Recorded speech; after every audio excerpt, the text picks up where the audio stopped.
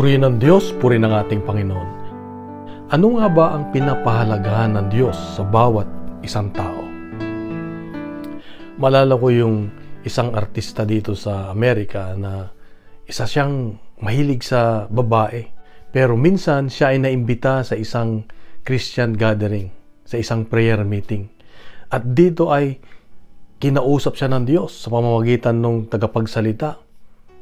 Pagkatapos ng prayer meeting, lumabas siya na talagang nagbago ang kanyang pananaw. Pagtingin sa mga babae, sabi niya, ang mga babae, sa tingin ko na sa kanila ay mga anak ng Diyos. Mula noon na hindi na siya ng babae, hindi na siya mahilig sa babae. Ang nangyari, narinig niya pala na sinabi ng speaker na ang mga babae, lahat ng mga babae ay merong amang nagmamahal. Merong isang ama na ginagawa ang lahat para protektahan ang kanyang anak, na mahal niya ang kanyang anak na babae. Dito nagbago ang kanyang pananaw.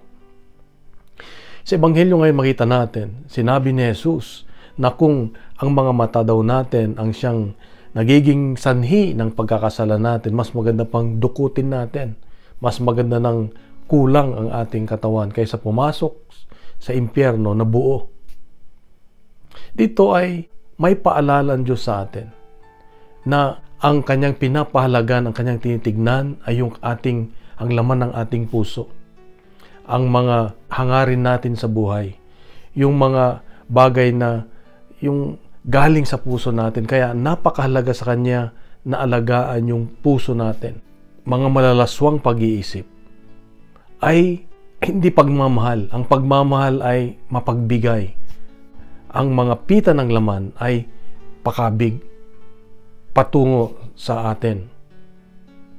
At dito makita natin na gusto ng Diyos na tayo ay makalaya sa mga ganoong hangarin natin sa buhay. Dahil ito yung nagpaparumi sa ating kaluluwa. Ito ang nagpapalayo sa atin, sa ating relasyon sa Diyos. Kaya nga, malala ko yung sa Pilipinas, merong akong napanood na episode ng mag-asawa na dati silang nagkaroon ng karelasyon. Yung lalaki nagkaroon ng karelasyon, yung babae nagkaroon ng karelasyon. Pero dahil sa isang Life in the Spirit seminar, sila ay nag-ayos.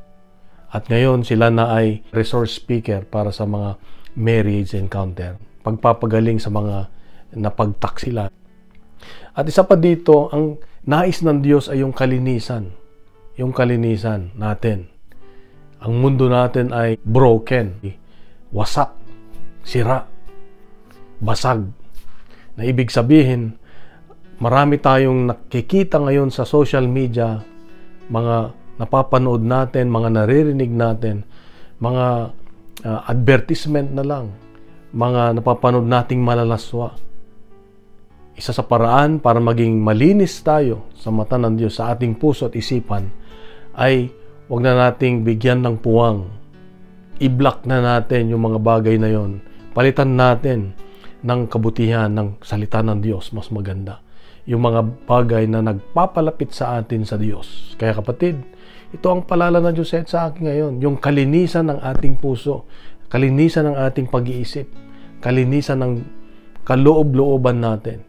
Kailangang bantayan natin dahil ito yung magpapasama sa atin at magdadala sa atin sa kahirapan sa buhay.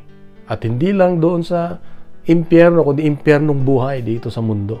Kaya kapatid, gusto mo ng tunay na kapayapaan, gusto mo ng tunay na katahimikan ng buhay, gusto mo ng tunay na kagalakan, kalayaan, ay gawin natin ang isang bagay na nagpapalinis sa ating kaluluwa.